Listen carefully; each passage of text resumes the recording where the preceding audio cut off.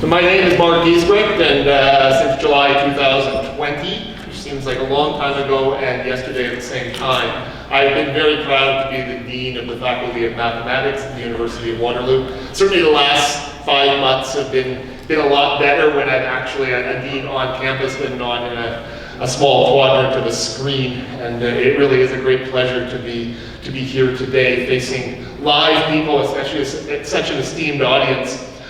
For the 6 years prior to that, I was director of the David R. Cheriton School of Computer Science, and I certainly had the pleasure of working with the Graham Trust Foundation over that period to help enable some of the great things that have happened through the Graham Trust. I'm delighted to be able to join here for the 2022 Wes Graham Symposium.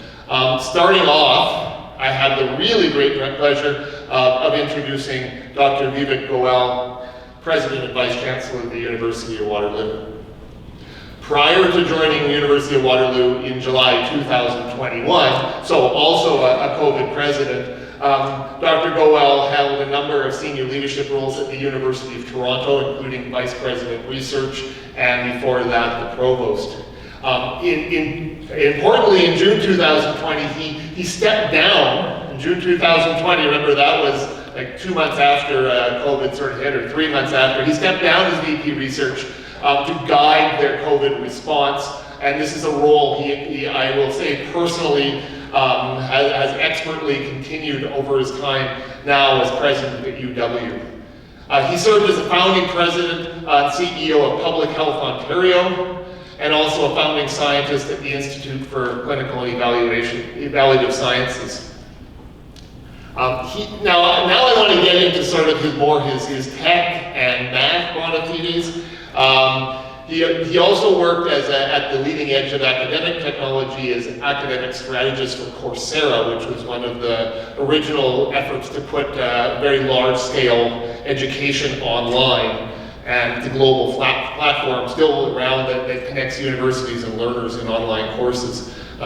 Essential skills, as it turns out, going into a pandemic. And Dr. Goel has a medical degree from McGill and postgraduate training in community medicine. But he also has a master's degree in biostatistics. This is my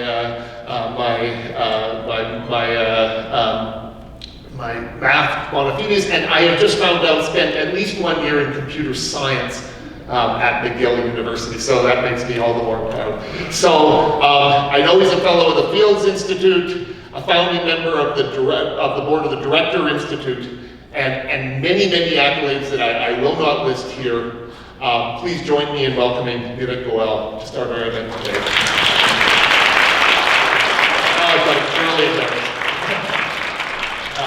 Thanks, Mark. So it's a great pleasure to be here and welcome everyone back to the University for Black and Gold Day and this Wes Graham Symposium. I'd like to start by acknowledging that the University of Waterloo campuses in Waterloo, Kitchener, and Cambridge are situated on the Haldimand Tract, land 6 miles on each side of the Grand River, granted to the Haudenosaunee of 6 nations. The land inside and surrounding the Haldimand Tract, including our Stratford campus, is the traditional territory of the Attawandaron, Anishinaabe, and Haudenosaunee. I also acknowledge and recognize this area is now home to many diverse First Nation, Inuit, and Métis groups. And over the last while, we've had a number of events. We had our commitment ceremony last week, and yesterday we had, in honor of the National Day of Truth and Reconciliation, a walk around Ring Road. And in that process, I've been learning more and more about Indigenous cultures, Indigenous ways of knowing. And one of the things that I'm constantly reminded of is the importance of respecting our forefathers, learning from our elders. And so it's particularly significant that today's event is an opportunity to celebrate Wes Graham's legacy of innovation and entrepreneurship, particularly within the fields of math and health. And it's important to continue to recognize what he and the other founders of this institution did in positioning us for the success we've had globally.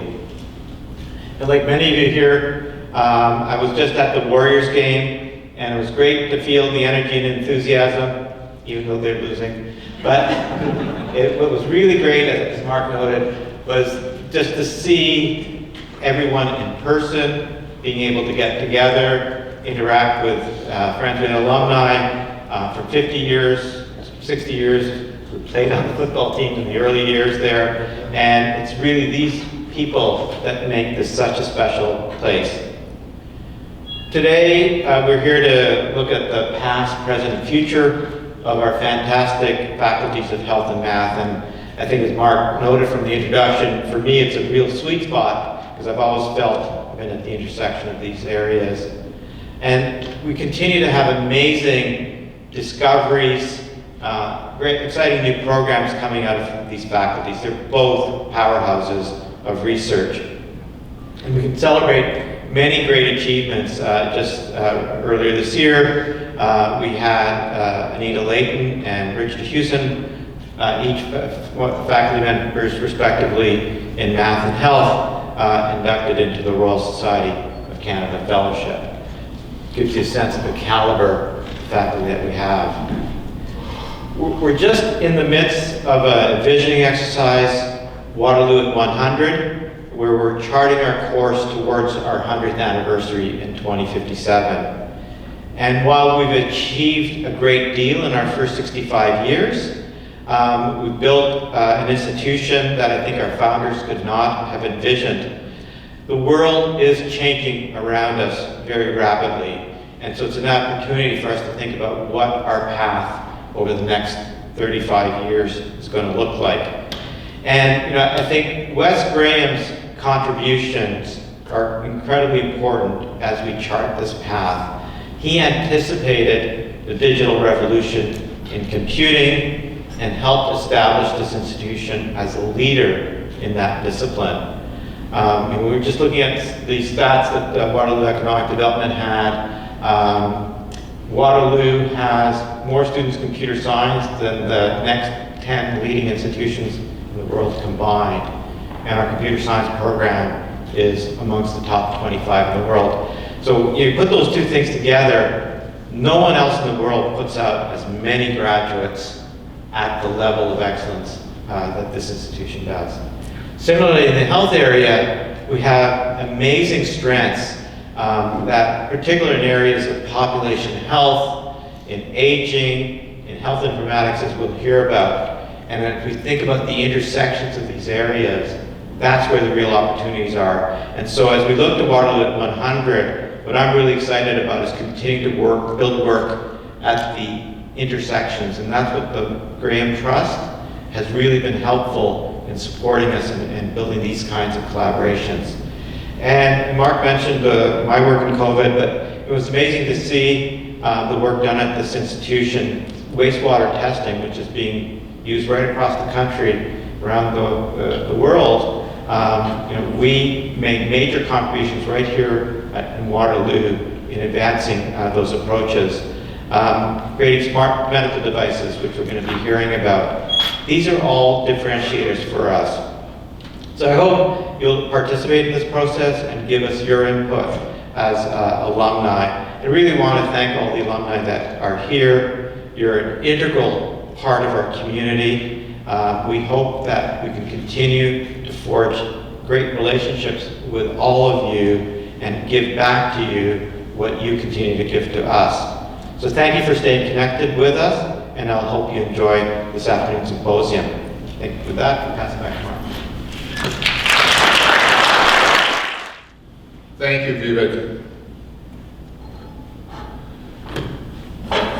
It really is a great honor to speak to you today about Wes Graham and his legacy, which includes the J.W. Graham Information Technology Trust and the transformative philanthropy here at the University of Waterloo.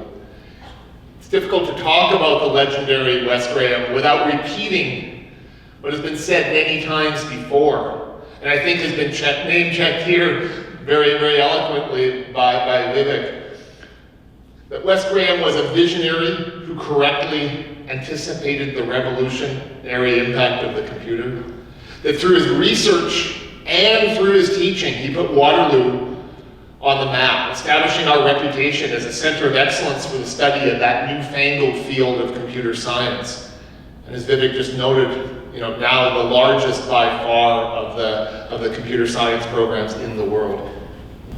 That he exemplified the entrepreneurial spirit and set the stage for Waterloo's continued success in the startup world. And when I say Waterloo here, I mean both Waterloo, the institution, the University of Waterloo, and Waterloo, the town, the technology-based town that we live in. And his contributions to the computer-based education were foundational in transforming the way computer science, computing, the Department of Applied Analysis and Computing, I think was the original name, was being taught. And I want to add a further point to this list, and one that is perhaps overlooked, that as a pioneer in computing, Wes Graham cared not only about the technology itself, but also, and perhaps above all, about the humans who use this technology. And to cite just one example, and one that affected me personally as a young computer science student and math student in the early 80s, he created Wat4 and these educational compilers that were pervasive throughout the educational community throughout the world, that allowed us to, allowed young people to actually get involved in computer science. And Wes Graham aimed to make computing easier to learn, and thereby ensured the benefits of computer literacy were available to people everywhere. Looking at Wes's career as a whole, you can clearly see a commitment to making computers a force for good in the world, a tool that promotes human flourishing. And this commitment to human flourishing is something the J.W. Graham Information Trust has carried on through its remarkable philanthropy. The trust was established in 2018 by a number of Graham's esteemed colleagues to fund groundbreaking research and recognize outstanding achievement. The trustees, many of whom are here today, have been truly exceptional in recognizing and supporting innovation that improves the world. And I'm really happy to say that some of this innovation is inside the Department of Computer Science and the Faculty of Mathematics. Today we'll hear from Professor Edith Law, a Graham Trust Fellow who studied how technology can enable people to accomplish meaningful tasks and promote human qualities. And we'll also hear from Joanne McKinley, Director of Software Development at Google Waterloo, which is now one of the largest employers in our region, if not, and certainly the largest tech employer. An innovator who's notable not just for her success in the field of technology, but also her commitment to helping others, particularly through female mentorship.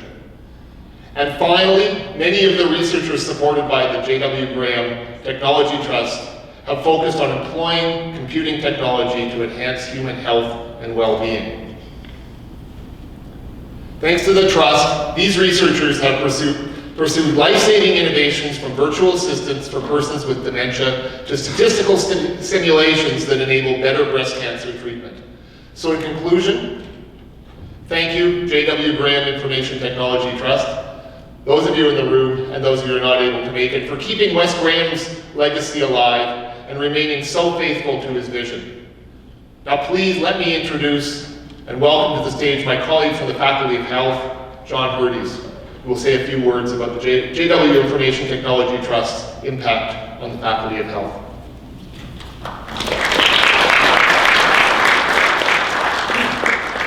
Thank you, Mark. It's a great honor to be here today to acknowledge the wonderful support that the Graham Trust and the Graham trustees have provided to the Faculty of Health. Your support has helped us to prepare a bold and visionary mission to create a healthier world, and we couldn't be more grateful for that support. We feel very privileged to honor the memory of Wes Graham, who's been one of Waterloo's most renowned researchers and teachers and entrepreneurs, and our faculty exemplifies his pioneering spirit. So like Wes Graham, we're single-minded in our pursuit of excellence and innovation. Our approach to health is unique. We work at the individual, community, and population levels, from cell to society. We focus on improving and protecting health and well-being for all.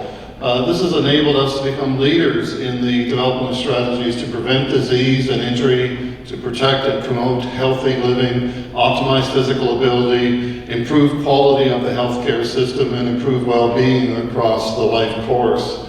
And like Wes Graham, we're entrepreneurial by nature. We provide our students with resources and opportunities to tackle pressing social concerns linked to health and well-being. By fostering innovation outside of traditional business models, we're sparking ideas for widespread impact and mobilizing solutions for healthier societies. The Wes Graham Foundation or the Wes Graham Trust has funded 3 Graham Research Chairs in the Faculty of Health. Ian McKillop was a chair from 2004 to 2009, and that chair helped him to launch Canada's first fully online Masters of Health Informatics program. He opened the Professional Practice Center in Health Systems for experiential learning opportunities and deepened the faculty's health informatics professional capacity. Paul Stoley was a chair from 2004 to 2009, and that chair helped him to demonstrate the potential for machine learning algorithms in rehabilitation and to develop a program of research on care transitions for older adults. And Plinio Morita was a chair from 2017 to 2022. That chair helped him to develop a new program in global health, and he developed an applied research program with very strong links to industry. The long-term impact of your funding from the Graham Trust is best summarized by Paul Stoley, who said, although my term as chair ended in 2009, the Graham Trust investment in this work continues to yield significant results to this day. So thank you again to the Graham Trust. I hope you feel and share the sense of pride that we have in seeing the impact of the great work that this fund has done. Thank you.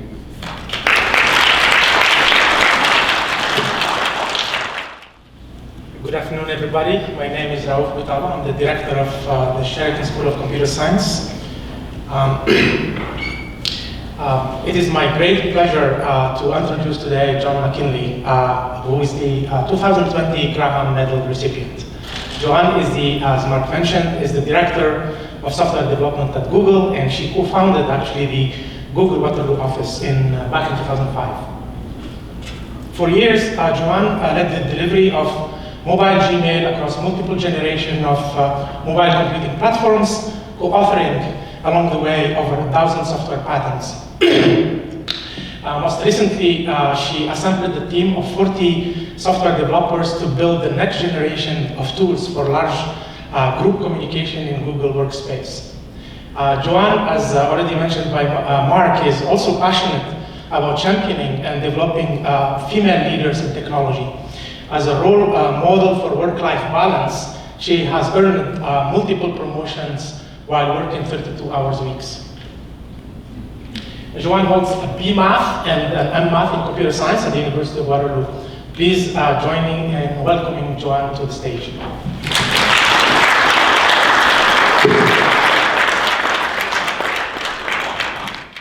Thank you very much, Raouf. I'm so pleased to be here today, and thank you everybody for being here, and thank you very much for the greetings. I have the distinction of being probably the honoree of this medal with what must be probably the most long drawn out procedure from getting the phone call to finally giving the talk, probably in the history of the award. So I got a cold call from Candace Harrington on January the 27th, 2020. This was the same time as we were all hearing tales in the news of the novel coronavirus hitting the shores of North America, and we were all feeling pretty uneasy. My immediate response was total shock and emotion, and obviously, I thought she must have made a mistake and called the wrong person. You know, all those familiar imposter syndrome, surely not me. But over the next few days, I got to speak to a number of members of the selection committee, including Dave Yaw, who said to me, "There are no heroes, only heroic actions." So it took me, I didn't know what he meant by that. I had to think about it a while. It was definitely some food for thought for me, because I am not one to show any sort of excessive pedigree or credential or desire for attention. As mentioned by several, I'm often introduced As the co-founder of the Google Waterloo office, we now have over 1,400 full-time employees, but we grew from only 4 in 2005. My first role was as software developer on the first Google team to develop a first downloadable Gmail client. The mobile platform of the day was called J2ME, or Java 2 Micro Edition, and this predated iPhone and Android. Android was, I remember the day that an Android acquisition was announced in California, and the iPhone wasn't actually launched until 2007. The client-side download limits were as low as 64K compiled, so that introduced a lot of interesting challenges there. And wireless network, almost even worse, it cost so much. So we had to spend a lot of time paying attention to compression, and also used a lot of terse and simple data structures. Also partly because the storage caches on the devices were so minimal. Anyways, our small company caught the attention of Google, and Google was a little behind the 8 ball in figuring out that mobile was actually going to be a thing. So, as part of the acquisition process, we were asked to move to California, and we said no. We wanted to stay in Waterloo. So looking back, I guess that's our heroic action. The stats now show that 99.72% of Alphabet workers are newer than me, and 99.39% of Google full-time developers are newer than me. In many ways, I grew up at Google. I was a software developer, and then I was a tech lead on successive generations of Gmail, mostly Gmail for mobile platforms, various different mobile platforms. I learned and I practiced the art of managing software developers. I was part of a team, along with Steve Woods over there, who managed to scale Google's technical impact and scale it globally, but maintaining our presence in Canada. But at the time, just looking back, all it was putting one foot after and in front of the other, day after day. Now, I haven't mentioned till now, it's probably the elephant in the room, that I'm part of an obvious visible minority in tech.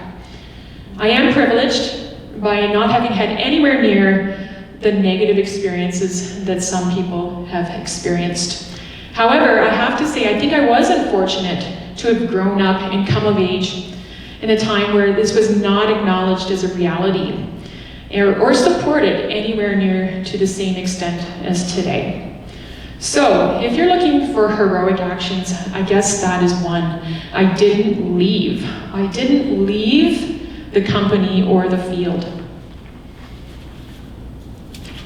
So, over time, gradually, without even noticing, I became a role model in my field and in my site. I had 3 children, and I took the full maternity leave each time. I returned to work 80% time so that I could balance my work and family obligations, and that's a balance that I still hold today. I was promoted 3 times, and ultimately to Director of Software Development in Google Canada, still the first and only woman to have done so. The lack of role models, clear role models, held me back for far too long. It finally did become clear to me the obligation that I have to be brave and out there as the rarest of role model, mentor, and sponsor to the rising senior women in our field. Most of my pioneering technical work occurred in cutting-edge mobile technologies of the day, and I think, as someone mentioned, I'm a co-author on over a dozen patents. But ultimately, my career trajectory took off the most dramatically when I moved beyond to manage software teams that span the entire software stack.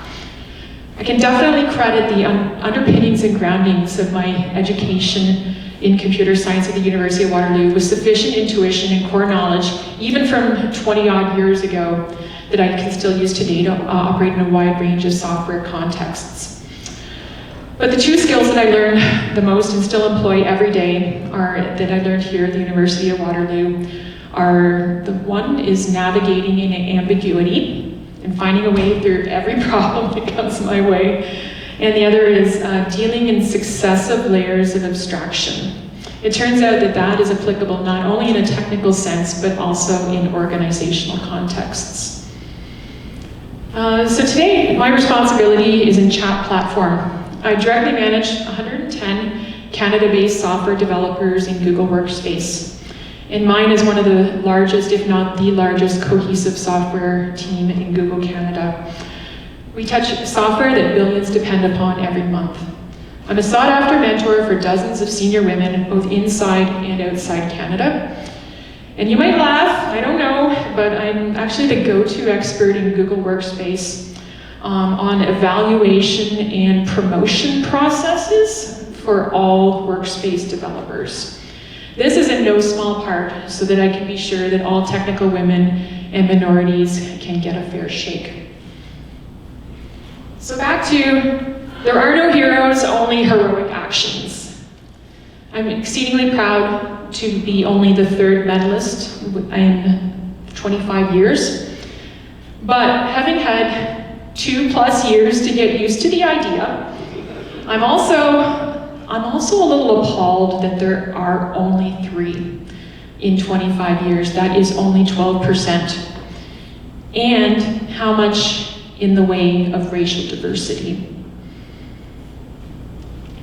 I can only hope that by being me, by being present, by telling my story, helping out wherever I can, that there wouldn't need to be any discussion of heroism. It will just seem normal, the way it is, especially for people who, like me, who I didn't fit the mold, but somehow ended up seeming to have succeeded anyways, despite the odds. Thank you very much.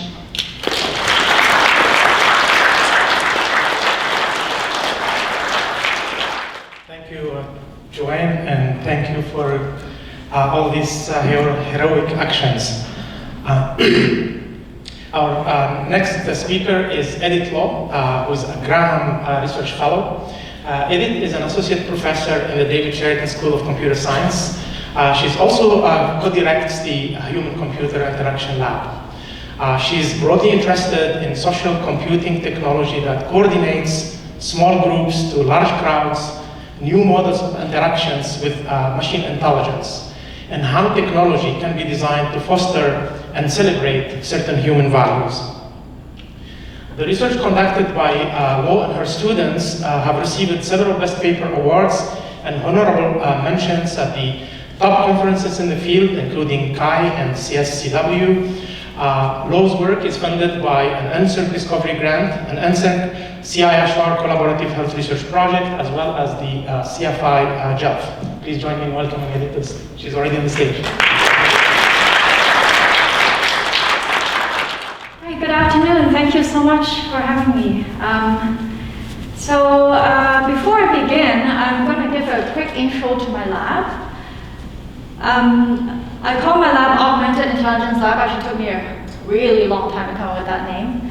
And I'm broadly interested in how machine intelligence enhances human intelligence, but vice versa, how human intelligence also enhances machine intelligence. And my students work on a variety of projects that fall under one of 4 themes. The first theme is understanding new ways to involve humans in the loop. To accomplish complex tasks like scientific and medical crowdsourcing. The second theme is designing engaging human AI experiences, such as teachable robots and conversational agents. The third theme is understanding how people make sense of AI models, like what are the mental models of AI algorithms, and when would they seek help or give help to AI agents. And finally, I'm interested in developing environments that are often agent-facilitated for cultivating certain human values and qualities like curiosity, creativity, and compassion. And so my talk today is about the first theme. So this talk is about human computation and crowdsourcing, and it's the idea of combining human and machines intelligence at scale. And so there are many impressive examples of what, when you put humans and machines together, can accomplish. So for example, every time you enter words into a reCAPTCHA. One word is to test whether you're bot or not, and with the other word, you're actually helping to digitize a word in an old book that optical character recognition algorithms are unsure about. So you have all probably helped digitize books. For Google, actually. DARPA has run a shredder challenge where the goal is to put together original documents from these shredded pieces. And the best team that won actually had a hybrid solution where they had computer vision algorithm suggest pairs of fragments for people to put together, and they asked humans then to assemble them. This game called Folded were played by hundreds of thousands of players, and the idea is that the system first come up with the initial guess about the protein structure, and then they have humans, drag these structures around to find the best configuration. And they have actually managed to find an AIDS-causing virus, monkey virus, that has not been found by scientists for 15 years. And a final example is the Red Balloon Challenge. This is many years ago, where they released, I think, 9 red balloons at some unknown location in the United States. And they wanted people to find these coordinates of these balloons. So the best team, the team that won was from MIT, and they used a mix of Facebook and an incentive mechanism, and they found all 9 coordinates within 9 hours or something like that. So, in all these examples, crowdsourcing is actually based on 3 key ideas. The idea is to, if you have a complex task, make the task really small, make the task into something that anyone can do so that lots of people can participate at the same time. And you would use some kind of automated algorithm to coordinate the process.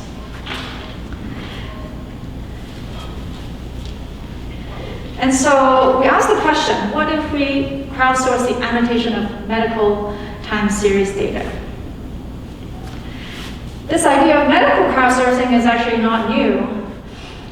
There's been research that show that in the task of malaria detection, in the analysis of red blood cell smears, non-experts actually come close to 1.25% of expert performance. And in the task of parasite counting, they achieve something like over 99% accuracy in this task. And so today I'm going to talk about 2 systems that we built that are for medical time series annotation involving a crowd.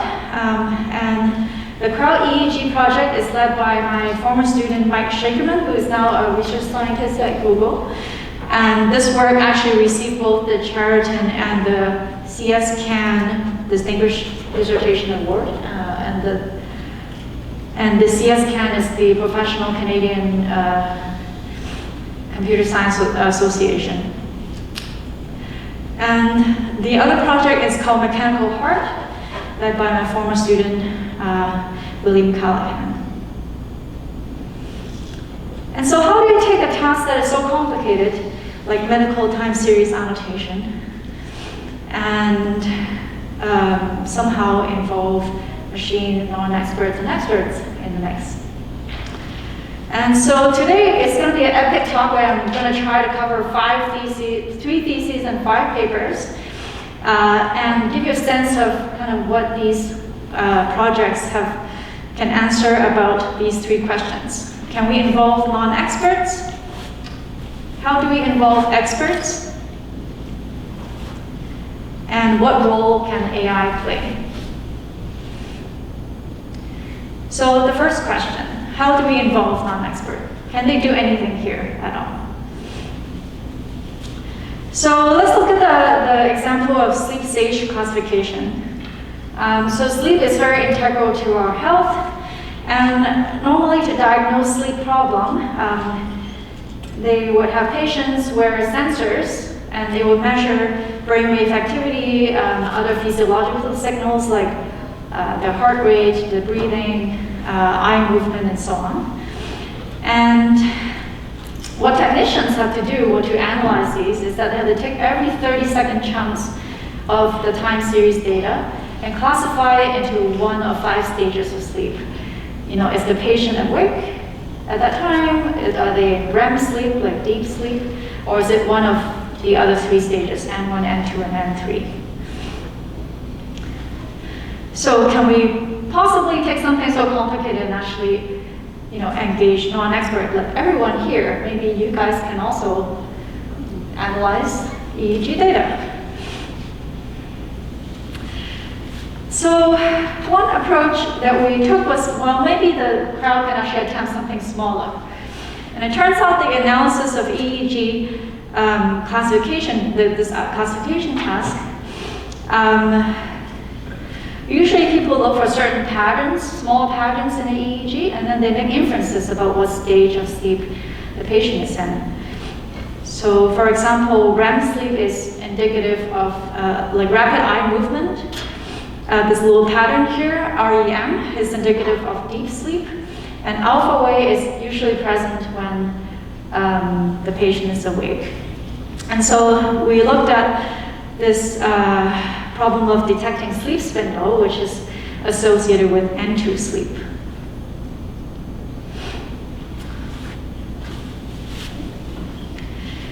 So we developed an interface for non-experts to do this task. This identification of sleep spindle is actually non-trivial because the definition is usually very fuzzy. So, you know, a pattern is a sleep spindle. You know, if its oscillation is between 12 to 16 cycles per second, and is somewhere between 0.5 and 1 second duration, and is usually slightly taller than the waves, you know, taller than the waves around it. And its shape is usually something like a diamond of football. This is actually from a medical guideline, right? This is how technicians look for these things. You know, they look for something that's shaped like a diamond or a football. So very fuzzy definition. And so we developed the interface, and this interface essentially people can scroll through and see examples of spindles. They can see a guideline of how these spindles are defined. And then they can drag the mouse over the window to highlight the spindles. And then the system show them what the correct spindles are. And after about 20 rounds of training where they see the correct answer from the system, they go on and do 54 other tasks where they try to detect spindle where every window has at least one spindle. And similar to some prior work, our results actually show that crowd workers can achieve reasonable precision and recall on this task. So a bit surprising actually. You know, these are people who have no medical training, and all they get is this interface, some examples, very short training period, but they're able to do this. What about heart sound classification? So heart sounds have 2 components, the S1 and S2. It sounds like a lub and a dub. And if you have abnormality, it usually comes up as some heart murmur that has the characteristic whoosh sound. So this is an example of a clean sound, and this is an example of an abnormal sound. So again, we have developed an audio and a time series-based interface where we can recruit non-experts to try to do this task. And we have 2 different tasks, a classification task, where we ask people, is the heart sound normal or not? And so they get to listen to the sound by dragging, they can change the volume, they can zoom in and out. We have the segmentation of the heartbeat on top, and also have examples so they can actually compare normal and abnormal sound. And when they're ready, they will just click normal, abnormal, and then And then in the detection task, we actually ask them to highlight the murmurs. So not just say whether sound is normal or not, but actually draw a window around the parts that's abnormal. So again here, they can scroll through, they can highlight a segment to be the murmur, they can hear other parts of the sound. They can make the window bigger or smaller, they can drag it around, they can delete the segment, and so on. Murmurs don't tend to occur outside of the beat boundary. So when they drag something across that crosses the beat boundary, we give them a warning sign that tells them they actually did something wrong. If there's no murmur, they can also indicate that using the checkbox. And again, they can see examples of normal and abnormal sound.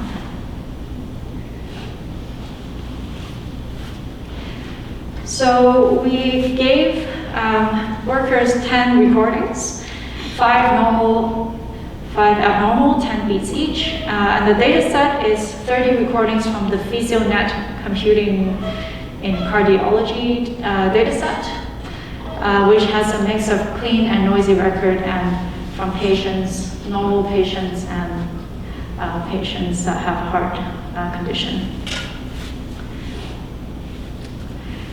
And we have different crowd methods. In the classification method, we just basically ask multiple people to classify the same heart sound. We aggregate their classification and we take the majority vote as the label. In the detection task, we just, if they detected a murmur, we identify it as abnormal, and then we use the same aggregation method to come up with the final label. And in the crowd ensemble method looks at the uncertainty of the classification and the detection task, and then whichever is more certain, it just takes that as the label.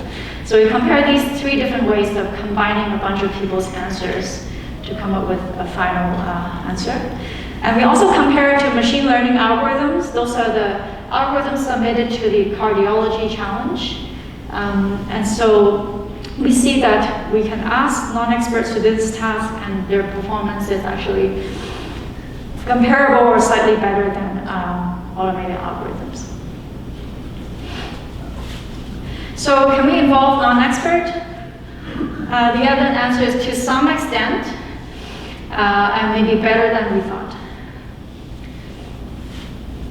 So the second question is, how do we involve experts?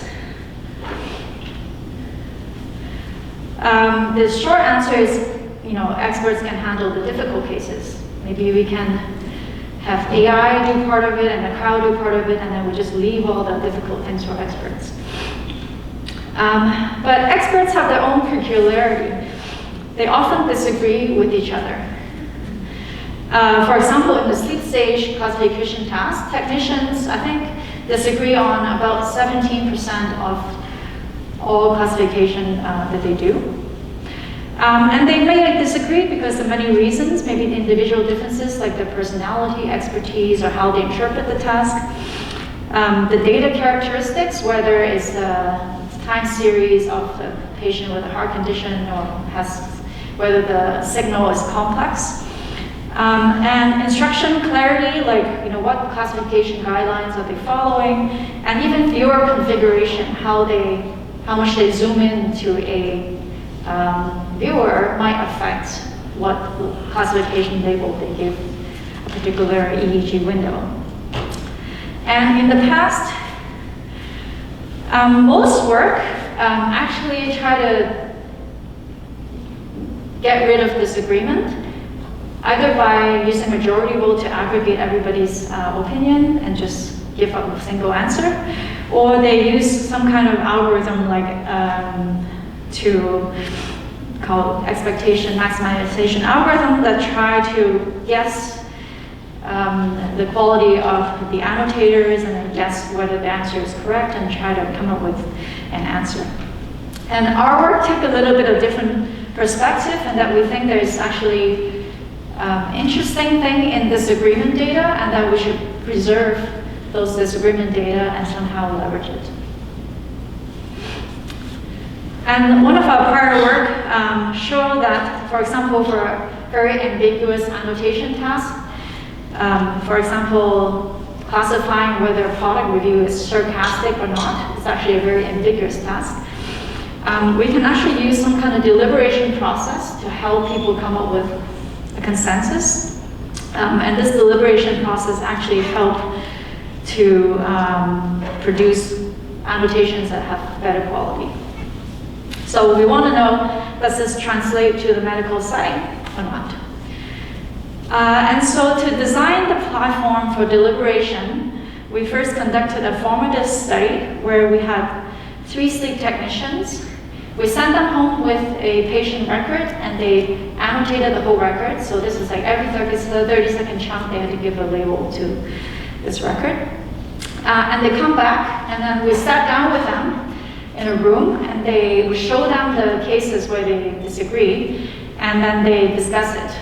And from this observation, we actually found several interesting things. So for example, we find that the interpersonal dynamics actually affects some of this outcome.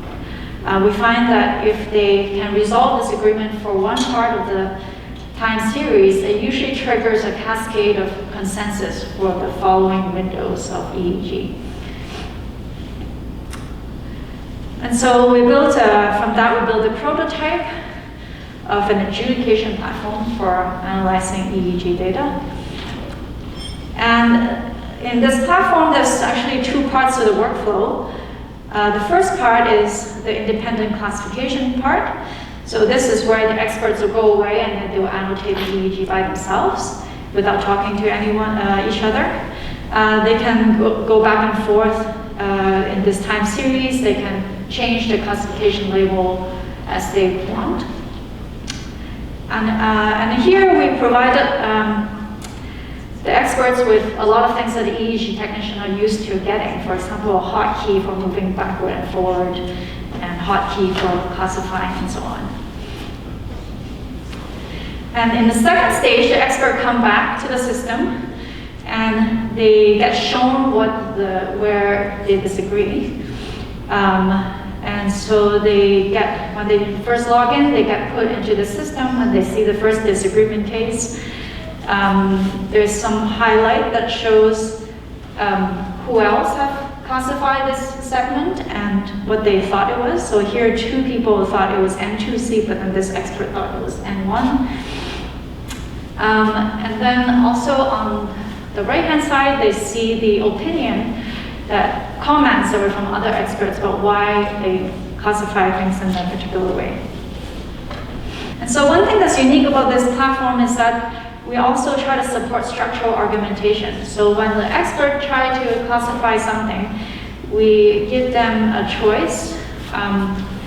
We have a bunch of, we have medical guideline rules that they have to click on to give the explanation for why they chose it to be that class. And they also have to kind of rate how well the rule-specific evidence is met by the classification label that they chose. Or alternatively, they can type in some of their own reason as well.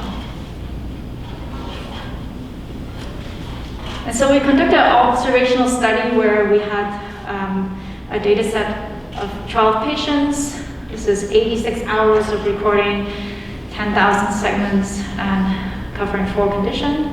We had 36 experts from around the world, and we grouped them into 3, and each group of 3 experts actually got a full patient recording. They go away and do the independent classification, and then they come back, and one at a time they go through the system and look at disagreement cases and try to maybe modify the answer if they think they are convinced.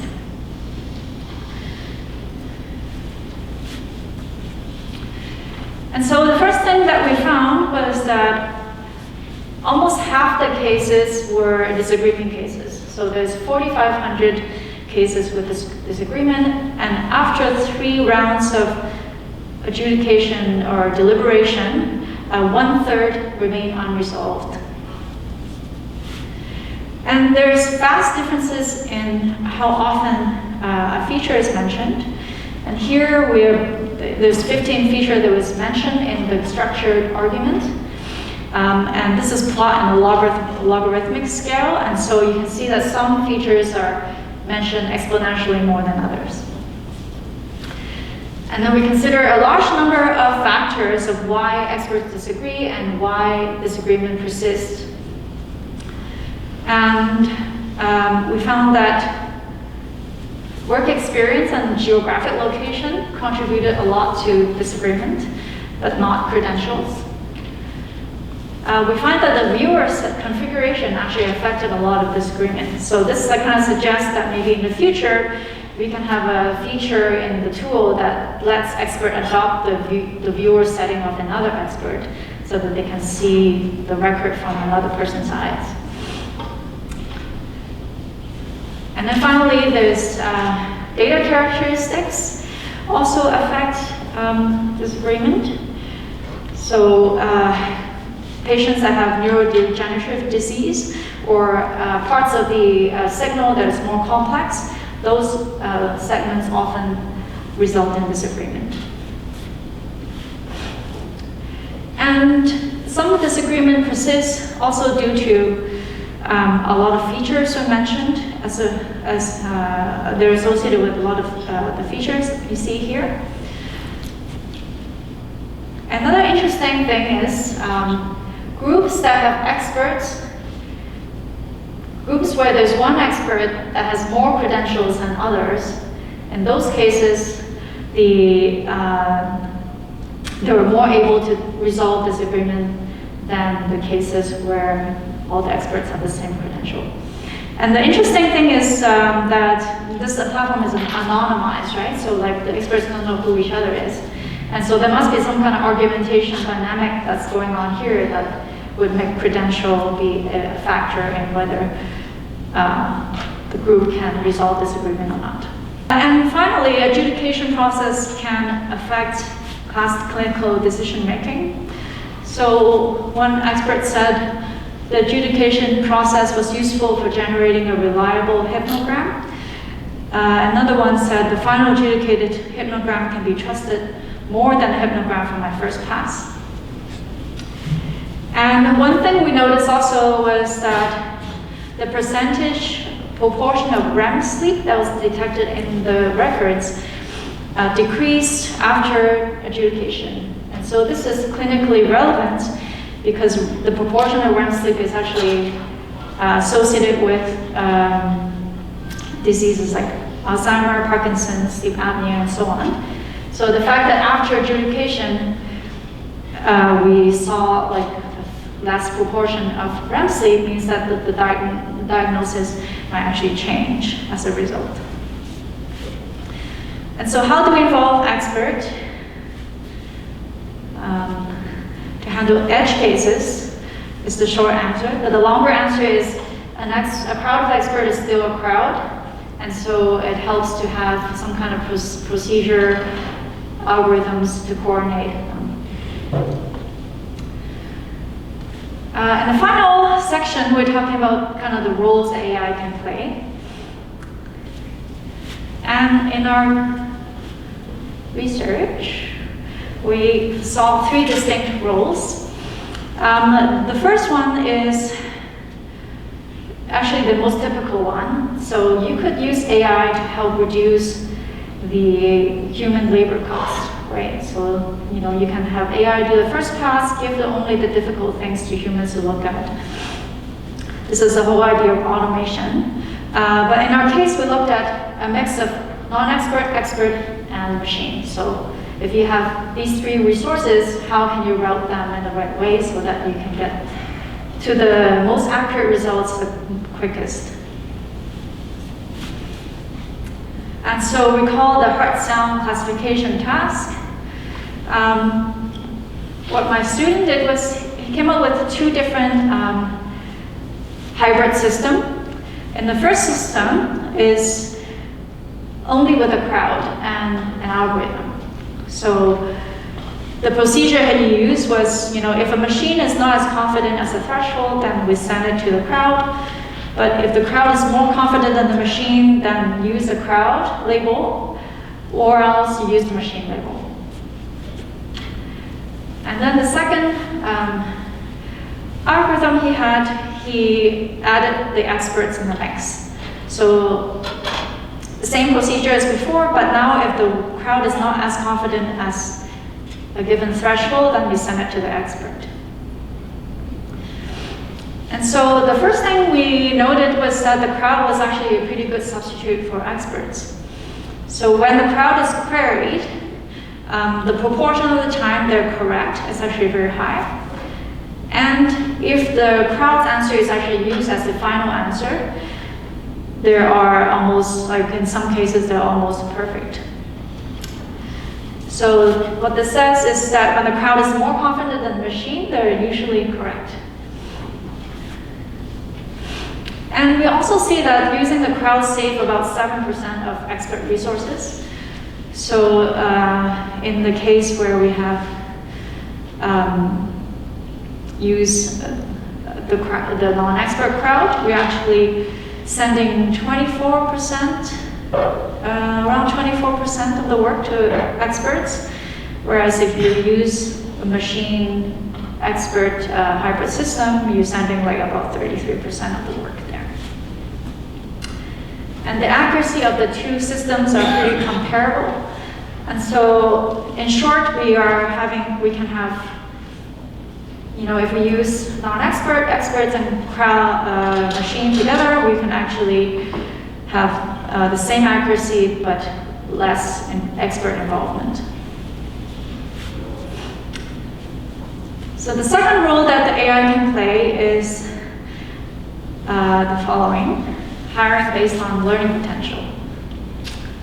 So in a lot of crowdsourcing tasks, we assume that we want to pick the best worker, right? We just want to get the best person to do the task so that we can get the most accurate result. But workers also learn, and especially in the case of sleep spindle detection or something like that, they really come with a blank slate. They don't know anything in the beginning, but they very quickly learn the task. And so we're showing kind of accuracy of the worker over time. And we can actually model the accuracy of the worker using a hyperbolic learning curve. And what this allows us to do is to be able to estimate the current quality of the worker, but also look at their projected future performance. So we say, okay, this worker is not very good right now, but after 20 tasks, he'll probably, based on this learning rate, he will probably do very well later. And so we were looking at, algorithms that can hire people based on their projected future performance and not just their current quality. So ignoring all the technical detail here, but the whole idea is that we can model this hiring problem as a Markov decision process. And we basically add into the reward function some notion of hiring costs, but also the workers' learning potential. And the same way here, we add a sample worker based on both hiring costs and learning potential instead of just one. Okay, and then we compared it to two other baselines. Random K just randomly pick workers. Top K pick the top workers that it sees currently. And dynamic hiring actually pick workers based on both their current quality and their learning potential. And we looked at the number of correct answers, hiring costs, and training costs, and we want to compare them. And we see that here, what we did was we simulated a worker pool. So this is in simulation only. We had simulated 100 workers, and we had the majority of the worker that was simulated have very slow learner, but with a good initial quality. And there's this very small number of fast learner, but with a poor quality. And we want to know if the algorithm can pick out these top learner and actually engage in with the task, and we want to see what defects it has. So first thing we noticed is that the top K, which is take the top K workers, it kind of gets stuck in this plateau because it tends to just focus on workers, hiring workers that have good current quality. And the dynamic hiring algorithm, it takes about 200 tasks before it finds all the workers because they're a very small proportion of fast learner with poor quality at the beginning. And we also see that even towards the end, it was fluctuating a lot because it was continuing to explore the workers that are fast learner, but looks like they're not doing very well currently. And basically the results show that the dynamic hiring algorithm can give 15% improvement in quality and also reduce the hiring cost by 43%. And we also tried this on the sleep spindle task using the data that we collected before. Similar quality among all of the algorithms, but a big reduction in hiring costs. And so that was like 2 examples, and so far we have only looked at examples of how we route, basically route tasks to different people. And a third thing that AI can do is enhance experts' ability to handle edge cases. So for example, you can use an AI algorithm to do a first pass and pass the information to experts to handle all the difficult cases and correct the AI. And usually what we have right now are AI algorithms that communicate uncertainty information. So the AI might say, I think this is N2 sleep, and I am 50% sure. So those are the kind of information that AI typically communicates. So we asked the question of, what if we also provide ambiguity information? What if we tell, have an AI that says, I'm 50% certain, and this is a really contentious case because 3 experts will probably disagree on this. And so we have, again, developed an interface where experts can log into this interface. They can see the biosignal data. They get to classify signal into 5 stages of sleep.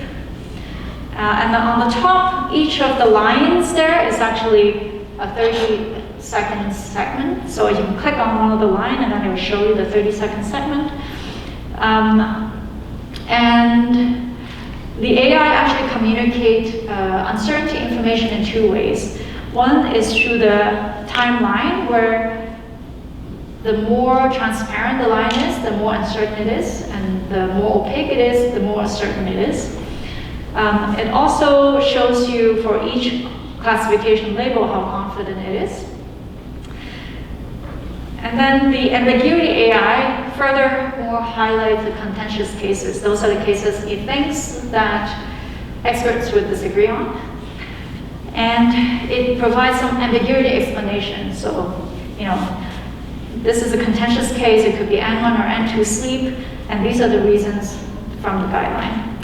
And so this is a fake AI in the sense that it's a Wizard of Oz approach, where the AI didn't really generate the ambiguity explanation, but we took basically the data from our previous study, and we have the AI give out this information, this ambiguity explanation from the expert deliberation study. And so the question is, by providing ambiguity information, how would it affect the expert behavior? Like the workflow, how efficient they are, how accurate they are. And how do experts perceive this system? Would they like it more than a conventional AI system, or would they trust it more, and so on? So again, we had recruited 12 sleep technologists. We have within subject experiments, so they get to play with both the conventional AI and the ambiguity aware AI. Of course, they don't know which one they're given at each time. We have 2 patient records, and we assign them to the different AI in a counterbalance way. The AI algorithm that we use is state-of-the-art algorithm for classifying EEG data, and this uses deep neural net, and it has about 87% accuracy. And then we have ambiguity data from our real-world expert discussion from the previous studies, and we use that both as a ground truth data to evaluate the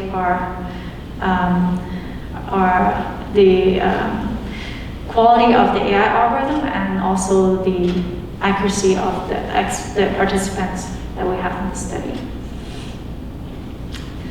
And in the study, basically, they have a pre-study survey, post-study survey, and then experts get to practice using the interface, and then they get to interact with the first AI assistant, which could be one of the two, and then they get to interact with the second AI. And we measure a bunch of things like their accuracy at correcting the AI, the perceived trust, the cognitive load, and so on. And so the results show that when we have an ambiguity AI, experts actually ended up assessing or looking at the more ambiguous cases. There's no difference in efficiency in that in both cases they looked at the same number of cases. One expert say that I had to think, where do we as scoring techs usually have the strongest disagreement and check those epoch. So this is actually showing that they're aware of the ambiguity information. Another one said, I first chose the area the AI marked as ambiguous, and then I tried to check the sleep onset, REM onset, and stage 3 as time allowed. Between the two types of AI system, experts didn't have a difference in their accuracy, so they corrected the AI both the same. But we did find that if we, so this is something I missed. So in the ambiguity explanation, we actually made the AI more realistic by injecting some random explanation in there. So this is like an AI that gives explanation correct, maybe like 90% of the time, but then some 10% of the time they get some random answer. So we found that when we have the right argument, then the participants were more accurate at correcting the AI, and if we have random arguments, then they were much less accurate.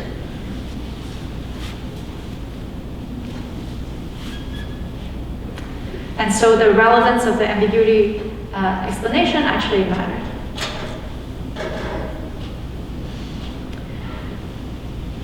One participant said that assistant B, the ambiguity aware one, was more helpful in making me think, as it listed scoring rules that could apply to that epoch. And finally, we looked at the trust issue, and we see that there's no difference between the overall trust of the expert of the two systems, but they did rate the ambiguity AI as having more integrity. And so it might affect some aspect of the trust.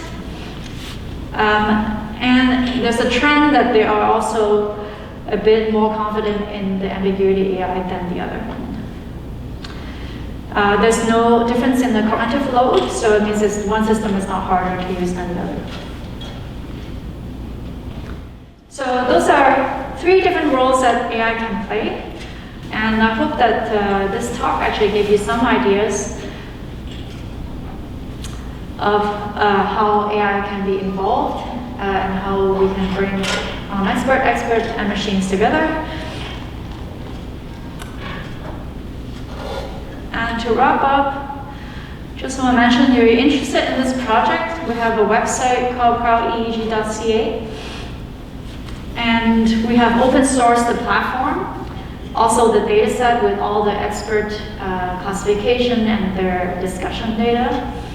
And for the audio annotation with the hard sound, we have an audio annotator which is also open source, so people can build on top of our technology. So that's it. Thank you very much.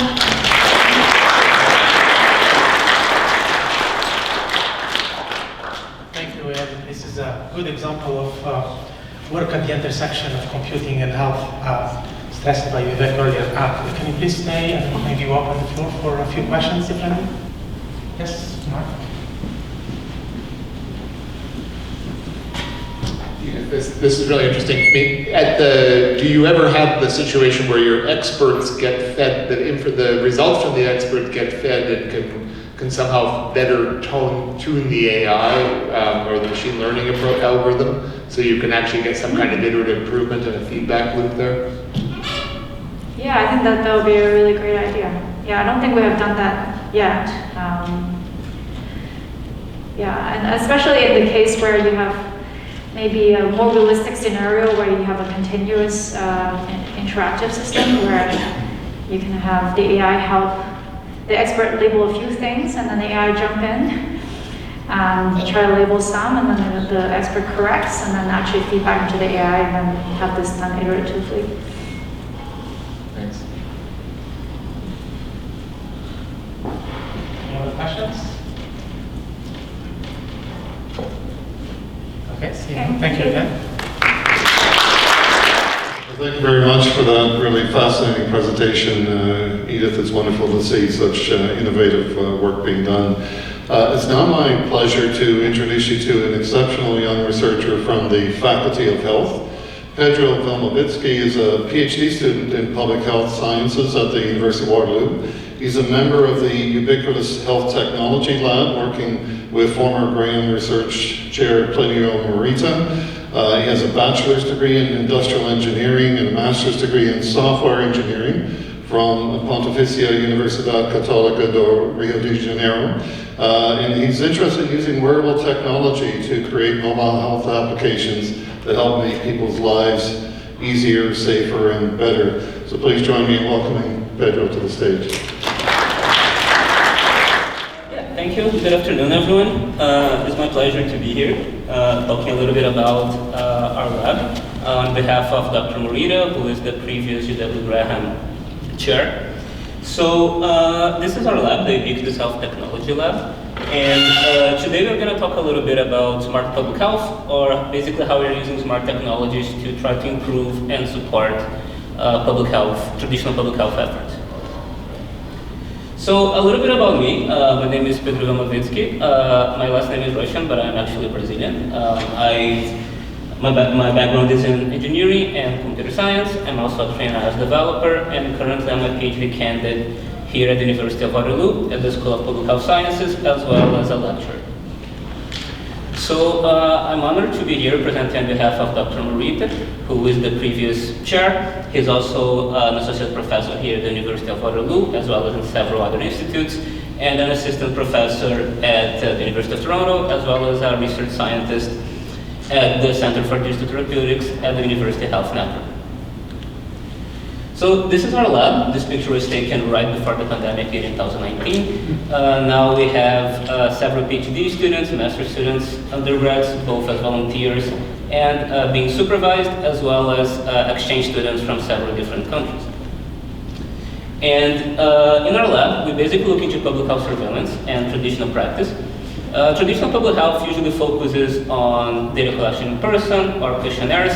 And what we try to do is see if we can use mobile and wearable technologies to support and improve those practices.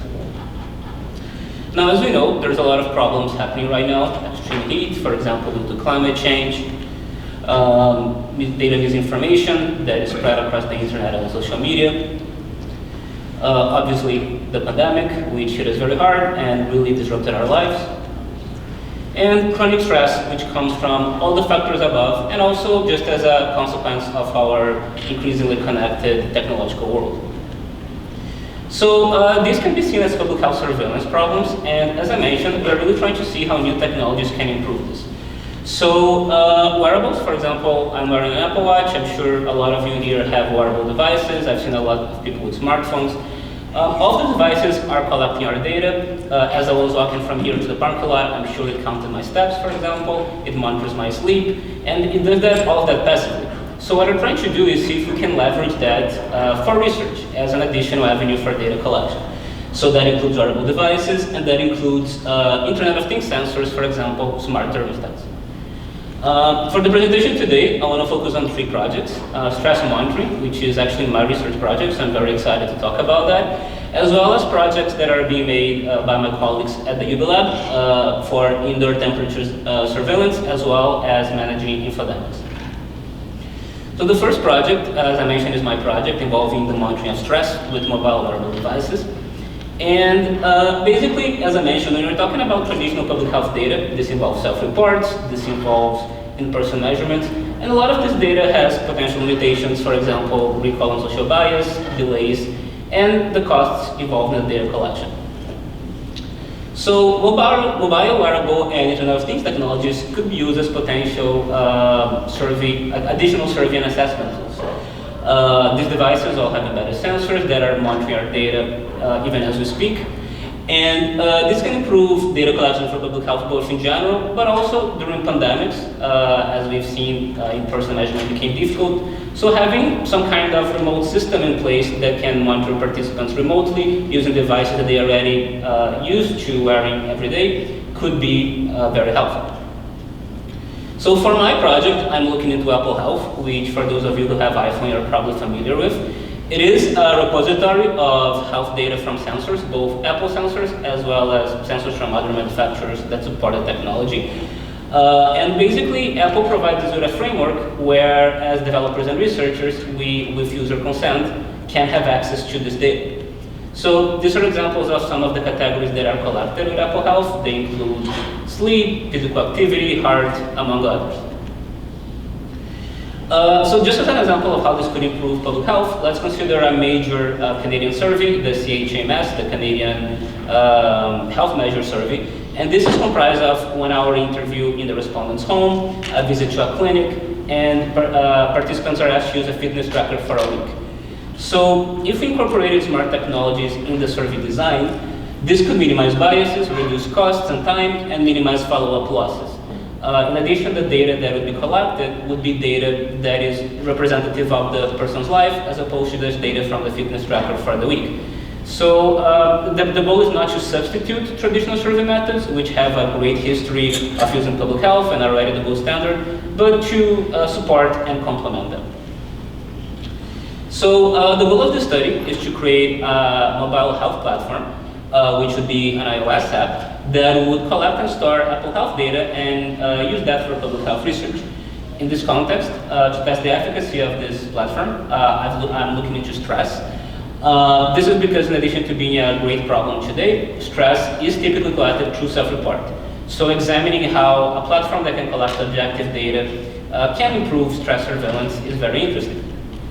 So this is the app that we developed, currently not in the App Store, we're just using it for my study so far. But the app was developed for iOS. It basically connects to Apple Health and also allows users to answer stress questionnaires, which are going to be used to train our computer models. So these are some examples of the data that we're collecting, the devices we are using. So we are collecting heart rate data from the Apple Watch, as well as a device called Empatica. We are collecting ECG data from the Apple Watch, which is a recently introduced feature, and I'm particularly excited about this because, to the best of our knowledge, it is one of the first studies that's going to use Apple Watch ECG to measure stress. So the way that it works is you place your finger on the digital crown of the device, and it takes a 30-second measurement. So this is an example of a measurement that I took. As you can see, it closely resembles an ECG signal. It's similar to our 1-lead ECG, which traditionally is taken as 12 leads, but we are hoping to see if this can actually be used for stress prediction. We are also collecting sleep data, both from the Apple Watch as well as from this device called Within Sleep, which is a tracking mat that you put under your bed, and it just passively monitors your sleep as well as your heart rate. We are collecting blood pressure with wireless blood pressure cuffs. And we also have other devices that I'm going to talk a little bit in the next slides. This is the protocol for my data collection. We ask participants to collect data about every 3 hours, 6 times during the day. They fill out the stress questionnaires, and then they take the device measurements. And they wear the smart wristbands throughout the day. We ask them to try the devices for 2 weeks, and participants should be over 18 years old. Currently have data from about 41 participants. We just want to have a couple more participants, so data collection is almost finished. This is the sensor suite and the packages that we are using. We have 4 of them. So we have, in addition to the ones I mentioned, wireless scales and thermometers. And this shows the data that is being collected and which devices support that data. So once we have everything collected, we will use these variables to train machine learning models to see if we can predict stress. Specifically, we are looking into the algorithms of random forest and support vector machines, mostly because these are the algorithms that are widely used in literature. So we want to see if these algorithms will have a similar performance. We want to apply them to the novel data types that we are collecting. So this shows some preliminary results just from the ECG data of 41 participants for the 2 algorithms. As you can see, we actually have some pretty good results when it comes to the no stress class. But when it comes to the stress class, the results, they do tend to fall a little bit. Although we can improve the results once we stratify them by demographics, such as, for example, gender. Given that the state-of-the-art first stress prediction typically lies around between 60 to 80%, and when you're talking about stress prediction in real-life environments, usually closer to 60%, these results are actually very promising because we're able to get something that is similar to the bottom of the state-of-the-art just with 30-second ECG measurements from the Apple Watch. So you could actually use that to implement apps and interventions to see if we can improve the stress of individuals. So as future work, we want to complement this analysis with the other data that we collected, with sleep, with heart rate, with blood pressure. So we hope that we can improve our models like that. And ultimately, we hope that public health agencies can use the result to study the prevalence of stress in a population, apply personalized interventions, for example, triggering a meditation app on the user's phone if the user is found to be very stressed. And as I mentioned, this will be one of the first studies to predict stress using mobile devices, Apple Health specifically, and to use Apple Watch ECG data. So pretty excited to be doing this as my PhD research. I also want to talk about some of the amazing work that my colleagues are doing. This one focuses on indoor temperature surveillance and is done by Arlene. Arlene completed a Bachelor of Science in Health Studies here at the University of Waterloo. She's now doing her PhD in public health as well. And in her free time, she's a nature landscape and travel photographer. So this work looks into the issue of extreme climate, specifically heat waves, which is a big problem, as you can see in the slide. And heat waves are among the most dangerous natural hazards. This is specifically concerning, given that over the last years, the number of hot days in Canada have been constantly increasing, and the prediction is that they are going to increase even more. So, as examples of some of the potential consequences, in July of 2018, 66 deaths were registered in Montreal. So this is actually something that can have deadly, unforeseen consequences if it's not dealt with. So, in terms of introduction to the project and how we are tackling this issue, given that 92% of the time is spent indoors, and this is where most deaths occur, we are looking into monitoring indoor temperatures and then implementing potential alerts and interventions if something happens. We are doing this using ecobee smart thermostats, which is a company that is a partner for our lab. And these thermostats are used to detect any dangerous fluctuations in temperature. So this gives us the potential for wide network coverage as well as real-time alerts. So we've done the recruitment using posters as well as websites. We did the recruitment through cold knocking on doors as well as recommendations from some of our partners. This shows the preparation of the actual thermostats to be placed in the home. They include just getting all the cables ready, putting the instructions, putting a kit to give to participants. And they were deployed both in Vancouver and in Ottawa. So 40 thermostats in Vancouver, 30 in Ottawa in May of this year. So this just shows some examples of the sites where we placed the thermostats. This one in Vancouver. As you can see, there is a link in the bottom placing one of them. This also shows examples in BC. And this next slide shows examples of how the thermostats are placed in the Ottawa sites. We also program daily alerts that are triggered when 26 degrees Celsius are reached for a period of 8 consecutive hours. And I also just put a quick vision of the data flow for those of you who are interested in learning more about the backend. So basically, we are collecting the data using the EchoB API, sending that to our databases, and then we keep monitoring our databases to check if we have any alerts.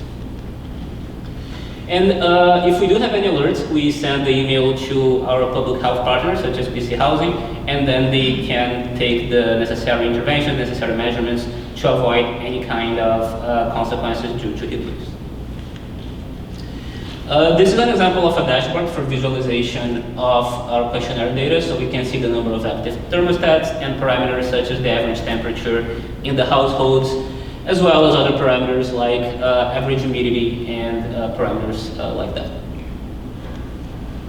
So some lessons and observations from the questionnaire, from the device's deployment include that upon entering the unit, we could already see that the units were already very hot, and the participants did not know best practices to follow, for example, closing and open windows. In terms of technology, there were some limitations that we have to overcome, so making sure that batteries are charged helps to speed up the installation process. Some thermostats were faulty, so that was also a practical limitation there on when we want to deploy the devices in person. Having the posters to actually give the participants were very helpful in explaining what the study was. In addition, giving an incentive, in this case a gift card, also helped us to guarantee engagement and participation of people in the study. We also, our partners also assisted us with recruitment, ensured that the tenants were informed, ensured that we were going to the proper places. That being said, giving the consent to participants caused a little bit of distance in the research, just makes things a little bit less personal, although it's extremely necessary. So that was one of the downsides. And finally, many people were at home when cold knocking, but also a lot of them couldn't be reached. My apologies for the slide being small. I think it wasn't like that in my computer, but in terms of contributions, this work could contribute to the lack of knowledge around indoor temperature in Canada, helping to provide much needed understanding and real-time monitoring system around this issue. It may also help to further policy discussions, for example, building code and health systems. And ultimately, we hope that this project represents a step towards having a monitoring ecosystem that keeps Canadians safe during heat waves. And the final project that just before I went to the final project, I just want to acknowledge the partners on this project, both from the agencies such as MITEX, as well as public health agencies such as BC Housing and Ottawa Public Health. And the final project I want to talk a little bit today is infodemics, and specifically focusing on the topics of fluoride and heat wave, as we shall soon see. This project was conducted by the student Edith Law, which has a doctorate of dental surgery and a master's in applied dental sciences from the University of São Paulo in Brazil. He's actually a PhD candidate at the University of São Paulo, and he's here in our lab as a visiting researcher. So, as an introduction to this project, unfortunately, we all know that although the internet and social media have great benefits, like empowering users to learn more about their health and take active measurements, it also has many dangers, a lot of them coming from misinformation of health data, health information.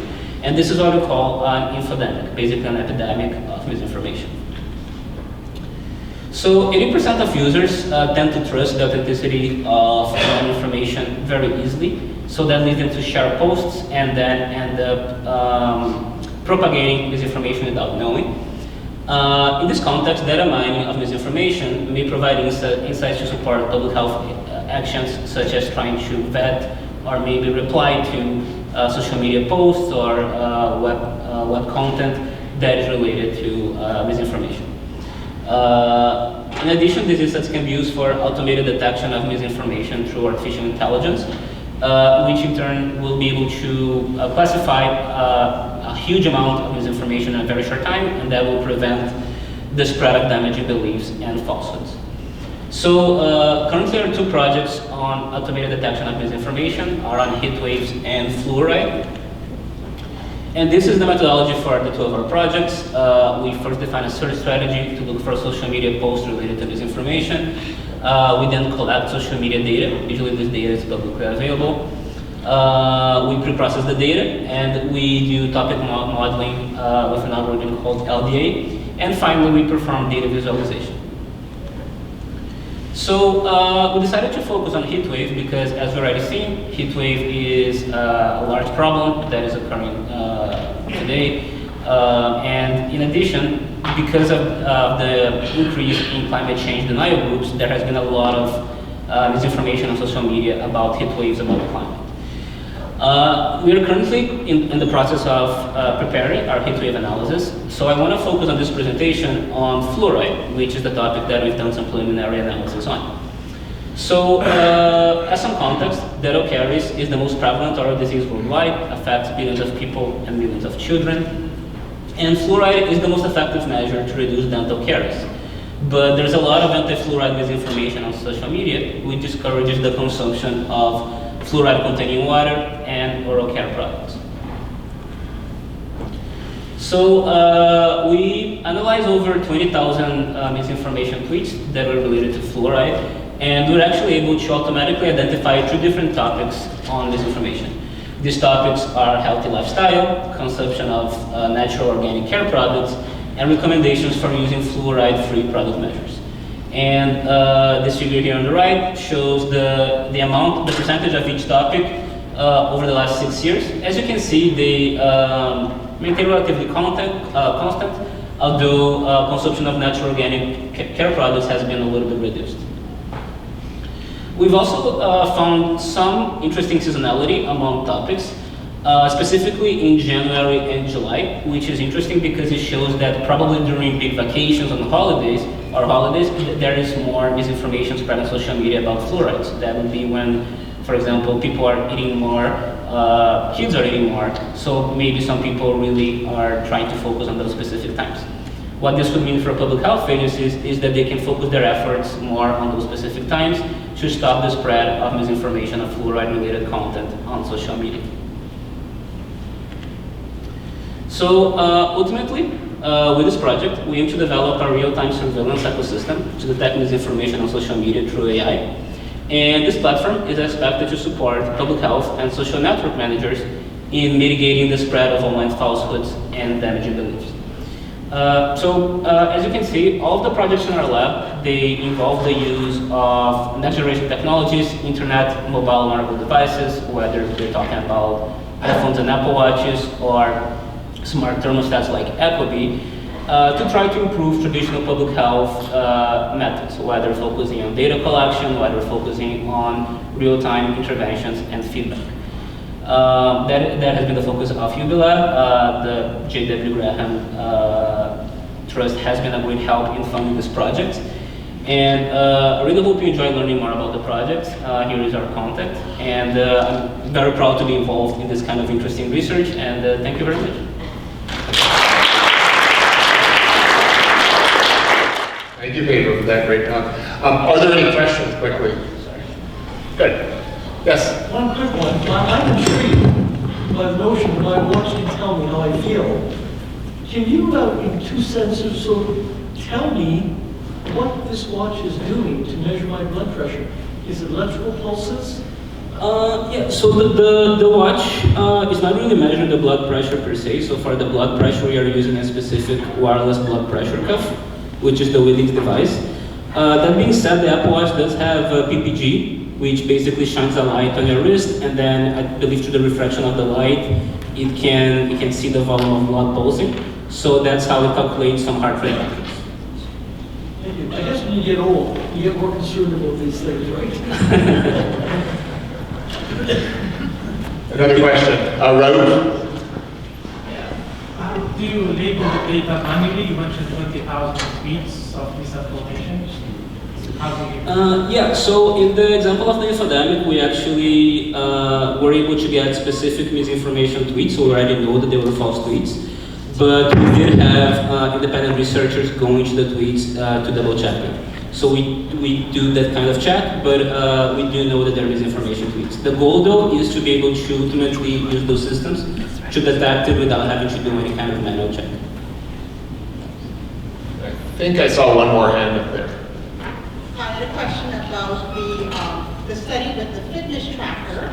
So I wondered, when you do those studies, does that fitness tracker give feedback, or is it just collecting data and then the researcher just grabs the data at the end? Or is the user getting feedback during the study? Yeah, so for my specific study, because we're trying to focus on strategy prediction, they are not giving any feedback. But the ultimate goal is to, if we can detect stress well enough, the ultimate goal is to actually say to public health agencies, hey, look, we can detect stress using these devices that are already used by the population. We just need to get their consent to use that data. And then potentially public health agencies or other third-party developers could do those kind of real-time feedback. So that's definitely the ultimate goal. But from my study, we're just trying to prove that it can be done. I just thought if it was given feedback, like a smartwatch, it might muddy your data. Yeah, no, that's collecting it. That's definitely a great thing. And honestly, as I continue my academic career, one of the things that I would love to do is actually try to do some kind of intervention. So that's a great idea. But yeah, for my study per se now is just monitoring and prediction. Thank you. I think there was one more question from Vivek. Yeah, I'd just like to combine the two, and I think maybe builds on Ray's question, because it seems to me that using sort of the crowdsourcing might work really well in the public health applications. I'm having trouble thinking about how in real clinical work you'd be able to do it fast enough. So I don't know if the two of you are talking, but it might be worth Definitely love to connect, Professor Law, and yeah, I definitely agree. I would say one of the big, maybe not necessarily, for lack of a better word, limitation or gap in the field right now for me is how to translate this into research, because I can, well, I know for a fact that a lot of people are going to be very hesitant to actually use mobile and wearable devices in research, just because they're not used to it, they don't know the data, they're used to their own methods.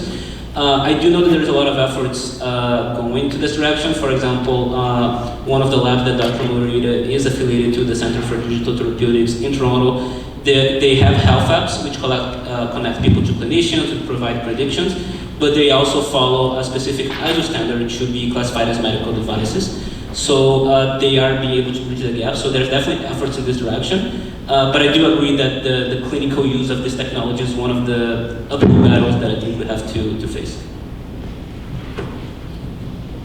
Thanks. Oh, okay. Very thoughtful. Okay, one more.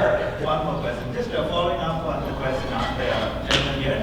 One of the biggest barriers we face in the health industry today is getting consent and agreement of collection of data.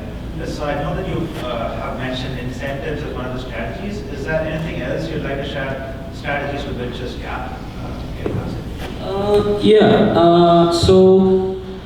This is not specifically my area of research, but what I have seen a lot of people using, for example, is a technique called gamification. So if you have some kind of app where you basically do a game of, oh, if you did this number of steps, you get a reward in the game. Almost like a role play. So that kind of thing I think can be very helpful. Just in terms of consent, in my specific study, because it's a study approved by the ethics board, we are following all correct procedures. But the Apple framework that I use, when we actually turn on the apps for the first time, any app that's collecting our health data, Apple makes sure that the user has to consent for people to share their data. So there's also that aspect of it.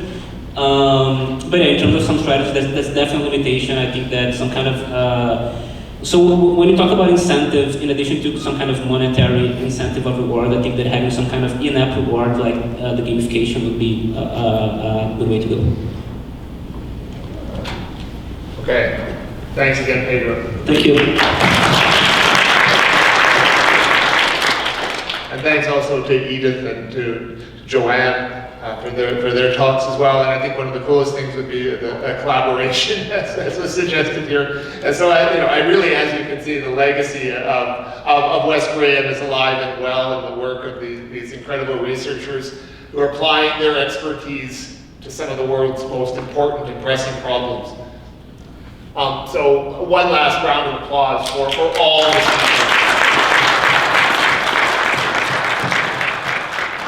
This brings to a close the symposium portion of the event, but don't go home. I really want to invite you to join me in the atrium now for a reception and the presentation of the J.W. Graham Medal in Computing and Innovation, and to our very own Don Cowan, another outstanding innovator whose many contributions, and especially I'll say this as the director of the school, former director of the school, and the dean, and I'm sure on behalf of Raouf as well, many contributions to the School of Computer Science as it is now, that I get to say more later, or somebody will, and define our university. This really went to define the university. So I look forward to seeing you in the atrium, and thank you again for your attendance here.